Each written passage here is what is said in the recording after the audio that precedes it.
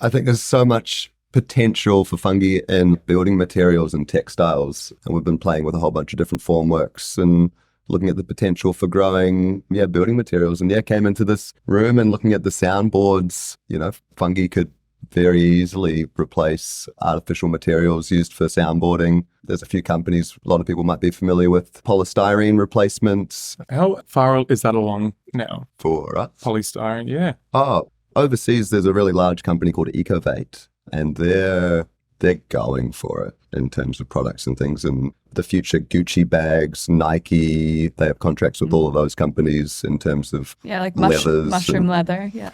Yeah, they're making MDF board replacements. There's people growing kayaks out of reishi mycelium. There's a company in California growing surfboards out of mycelium. And I mean, all of those concepts really excite us. There's no point in, if something's grown out of waste material, there's no point in shipping it from California to here. There should be companies set up everywhere using local agricultural waste materials to make everyday products used in everything. Or mycelium boxes where you put your cigarettes and the mushrooms start to break them down. I know that there's a lady who's researching that at the moment. I don't know her name, but that's underway. Essentially turning a lot of our waste, alchemizing that, back into soil, back into life. Yeah. And I guess we mentioned we're growing spirulina.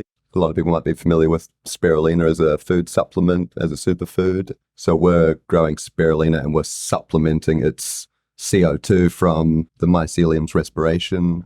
As like a permaculture concept, I find that really cool. We're working on growing a type of lamandra grass, vetiver, to grow our own substrate to feed to the mushrooms, looking at people doing large tree plantings, which is where our waste mycelium can hopefully be incorporated into.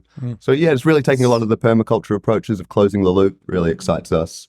Mycelium rafts for the waterways. Passively filter water, absorb heavy metals. Liquid cultures that could be face masks for hydration and beauty. Yeah. And then, lots of workshops and in and around workshops. Like I mentioned before, just really advocating for low-tech cultivation and would love to be supplying the local community with local species, and they can purchase grain spawn and things that they can then play with to make all of these kinds of products that we've mentioned and grow them out of local species. And we want to really make that available and just show people it doesn't have to be this unattainable thing. It can be as simple or as complex as you'd like, but you can do a lot of really cool stuff in the realm of simple as well.